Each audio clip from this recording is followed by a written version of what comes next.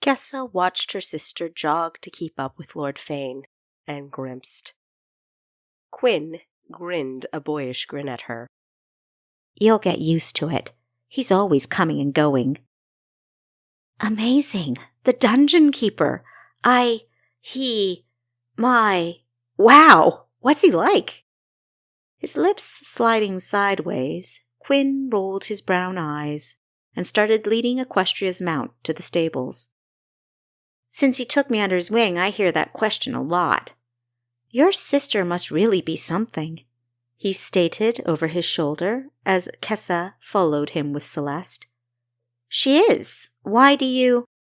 I don't think he's ever personally greeted a new recruit or trained with them their first day either.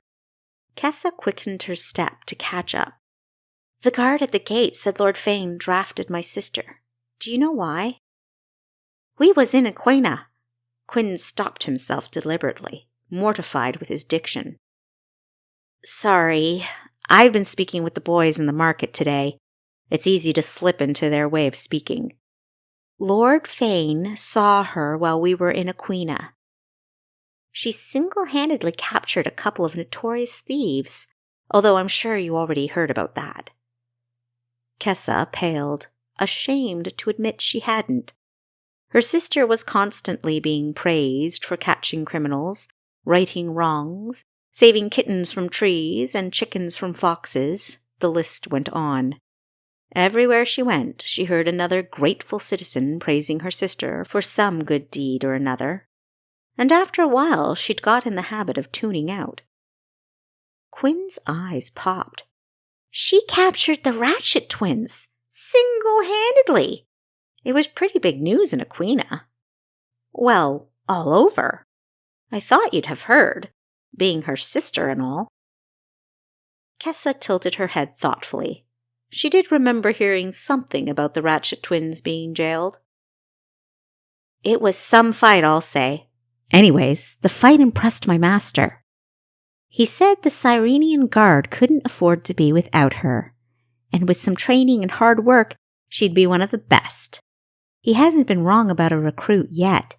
Master's a good judge of character and skill. They reached the stable, another monstrous building with wide walkways and several rows of comfortably sized stalls. Kessa was amazed with how clean the place was. After the horses were cared for and put out in the pen beside the building, Quinn snatched up the pitchfork he'd leaned against the doorframe and continued mucking stalls. Off to the right, Kessa located another pitchfork and pitched in. Thanks, Quinn said. Don't mention it. So the dungeon keeper's your master, your caregiver, right? How'd that come about? Dumping the contents of his pitchfork into a wheelbarrow, Quinn shoved the fork in for another load. My parents died when I was 4. I got sent here to Cyrene to live with my uncle. Not a nice man. He was always going on about how much he hated my father for taking his beloved little sister, my mother, away from him, and about having to take care of me. I had a ton of work to do around his house every day. If I didn't finish it all, he'd wallop me. I remember one time he beat me so bad I couldn't move for pain. I started to wish that I'd died with my parents. Kessa stopped mucking, her face darkening with the rage she felt as she listened to Quinn.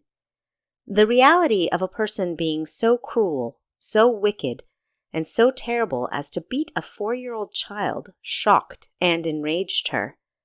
When her mother died, she'd had a loving father, but had also been taken in by good, kind people who loved her, and the grief was still overwhelming. Her heart ached to think of such a young child being forced to endure the heinous conduct of a hateful and brutal uncle, amid grieving for lost parents.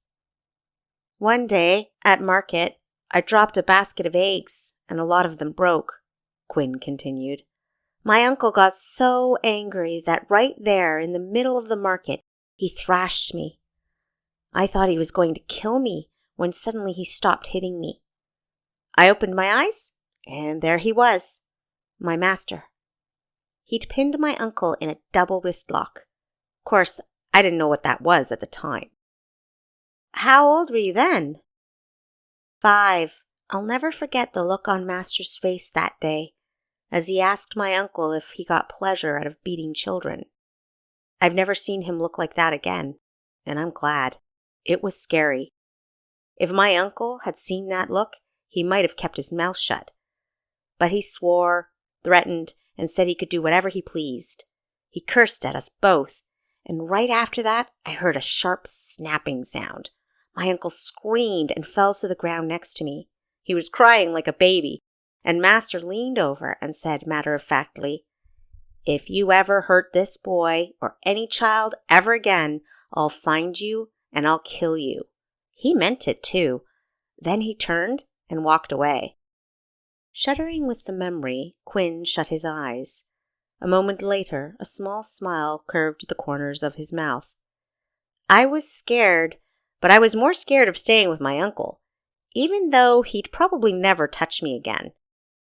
I ran after him, Master, that is.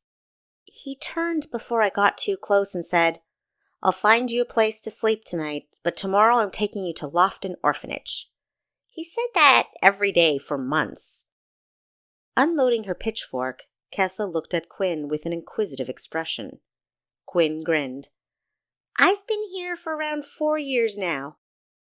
"Obviously, you never ended up at the orphanage." "I wanted to stay here. I didn't want to go back to my uncle's or to the orphanage. So every day I'd help or do something nice so I could stay." "Whatever you did seems to have worked. But why stay in the stables? Wouldn't an actual home be better?" "Master doesn't own a home. He comes here often to check on me and takes me with him on a lot of his journeys, but I stay here. I love the horses, and the stable master is very kind to me. I'm good here." "So it sounds like the dungeon keeper is quite the hero then." Quinn gave her a sideways glance. "I think so, but he's not commonly called that," he trailed off. "You mean the creepy, ruthless, terrifying, kill you as soon as look at you predator thing?" Quinn snorted, half a smirk ravaging his lips. "Interesting. I suppose my sister will be full of stories when I see her tonight."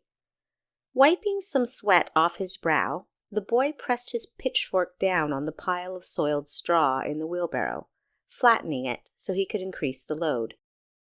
"Don't count on seeing your sister much. Guards, specifically guards in training, work really hard, dawn until dusk. When you do see your sister, she'll be too tired to do much talking. And that's if she's allowed to see you at all." "What do you mean, allowed?" Kessa demanded, her eyes narrowing warily. "I mean, if she's training under my master, his instruction is usually reserved for the elite of the elite. When I said your sister must be really something, I wasn't being complimentary. This sort of privilege comes with a price." "Her freedom," Kessa voiced his implication grudgingly. Quinn didn't respond, which was answer enough. Throughout the entire discourse, Kessa kept forgetting she was conversing with a 9-year-old. It amazed her how intelligent, alert, and perceptive he was for his age. It was probably something the dungeon keeper had picked up on as well, and likely one of the reasons why Quinn remained. "Master's picky, demanding, and relentless, but he's the best there is, and he expects the best of his students. Don't worry about your sister. She'll be fine." "No doubt." This was a true enough statement. Kessa had no doubt her sister would be fine. In the type of environment Quinn described, Equestria would thrive. But what about her? Though Kessa was truly happy for her sister, she wondered just what she was supposed to do in a city where she knew no one save a busy 9-year-old. Grasping the wheelbarrow with both hands, Quinn gestured for Kessa to follow as he headed for the compost heap. While they walked, he regaled her with tales of his grueling education and training, which, he clarified drolly, was never ending. Pretty soon, Kessa forgot herself and relaxed, enjoying her companion's stories and sense of humor. The next few days, Kessa only caught glimpses of her sister, who appeared to be having the time of her life. Each morning, Quinn and Kessa would eat breakfast together and go over the list of tasks to be done that day. Once chores were completed, they usually fit in an exciting horseback ride before lunch.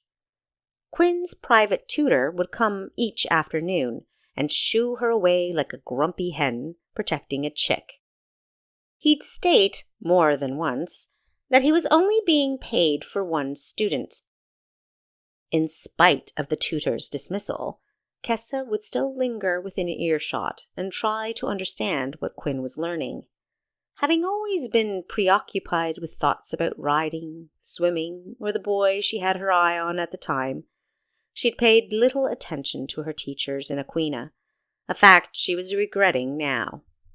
Most evenings the dungeon keeper would take Quinn for a training session and return him before bedtime. So the days progressed.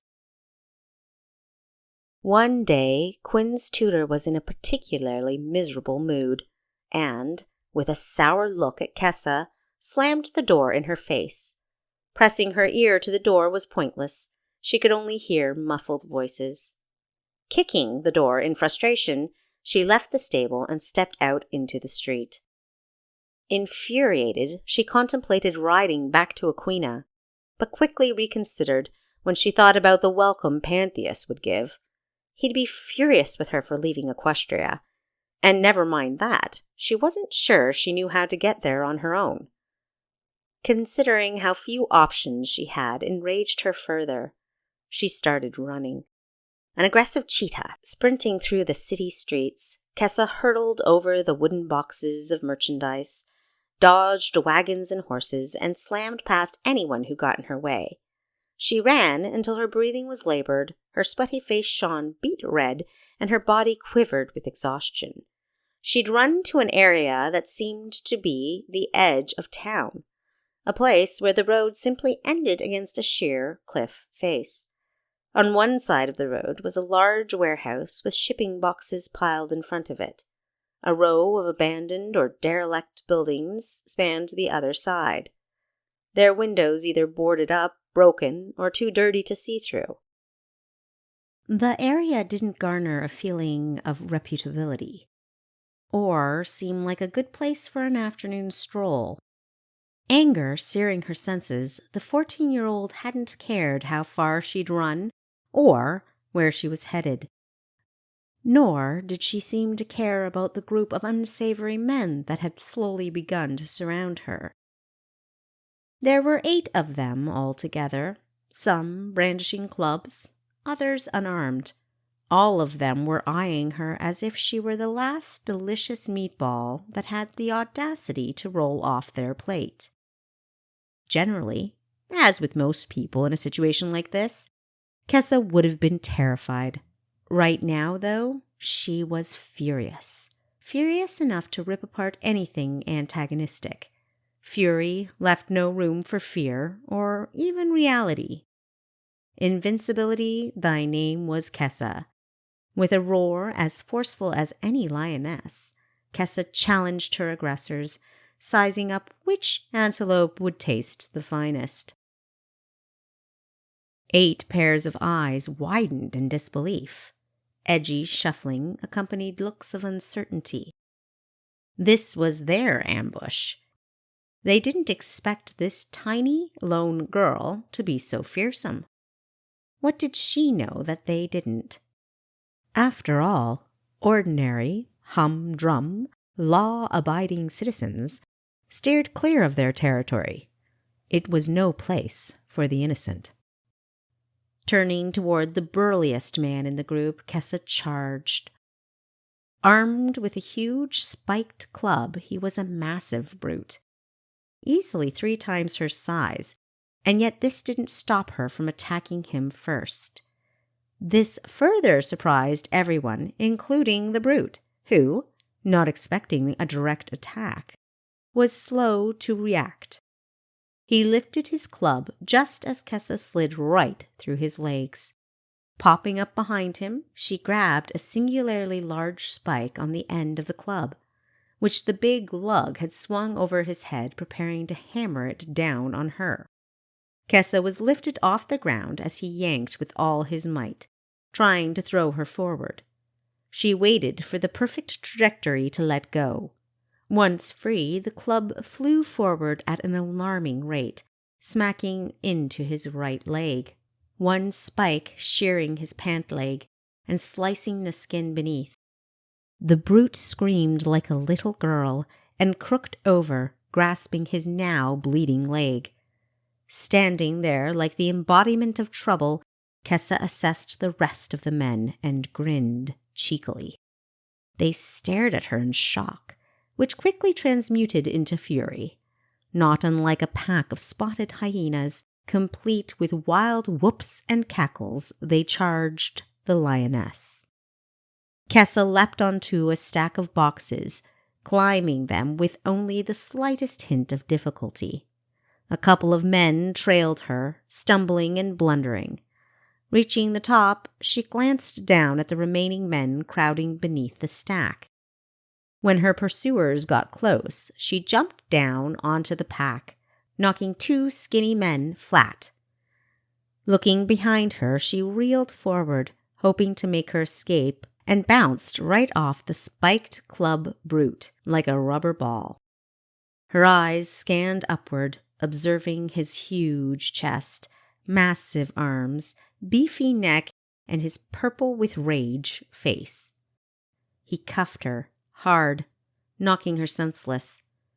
Collapsing in a heap at his feet, she was totally vulnerable. Within moments, several of the men had encircled her, their eyes gleaming spitefully as they peered down on her. One nestled his boot against her cheek, jerking her face up for his perusal. "Pretty," he commented. The brute grunted, grabbed a fistful of Kessa's golden locks, and yanked her closer to him. The men began to argue about who'd taste first. Kessa, knowing better than to wait for the outcome of the argument, grabbed the brute's arm with both hands, braced herself, and kicked out. She struck two men in the knees, causing them to cave. The brute released his grip on her hair, but she kept kicking even as they descended upon her, punching and hitting. Curling into the fetal position, Kessa tried to protect her face and head with her arms as they continued their assault. Truth was, she'd rather die than be at the mercy of men who had none. Slicing through the air like tiny darts, several daggers pierced arms and legs of her attackers, pegging them off one by one. The brute looked around frantically, trying to locate the source of the flying missiles.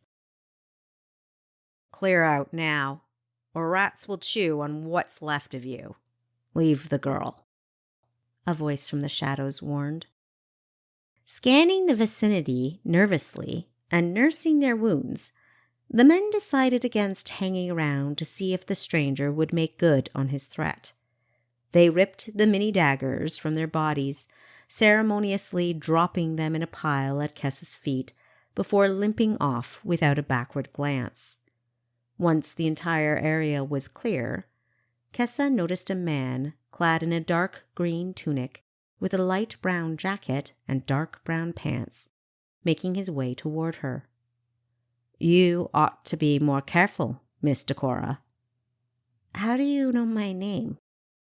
Regarding her slyly, he knelt to retrieve his daggers, wiping each one meticulously, then sliding them into cleverly concealed slots within his jacket. "Still, you handled yourself very well for an amateur." "Amateur? Handled? What?" "I've been watching you on and off since you came to Cyrene." Kessa smirked derisively, which hurt her bruised face. Gingerly, she touched the welt forming on her cheekbone. "What, are you some kind of spy or something?" "Yes," he replied simply. "I'm sorry. Who are you? Why are you watching me? And why didn't you help me out sooner? Kessa was feeling lightheaded from the sight of blood. Blood from the cuts and scrapes on her body, and the blood he was wiping from his daggers. Luckily, blood wasn't gushing. That'd really do her in. The sight of fresh blood made her queasy, but the sight of gushing or pooling blood often made her swoon. I needed to see what you're capable of. Question 3 out of 3 answered. Now what about questions 1 and 2?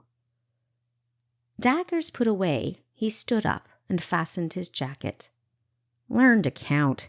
You've asked me more than 3 questions, none of which I am obliged to answer, I might add. Oh, yes, you are, Kessa growled. Her sudden movement caused a drop of blood from a cut on her forehead to dribble into her eye. She squealed, dabbing at her eye frantically before passing out. Add blood seeping into her eyes to that rather lengthy list of reasons for passing out.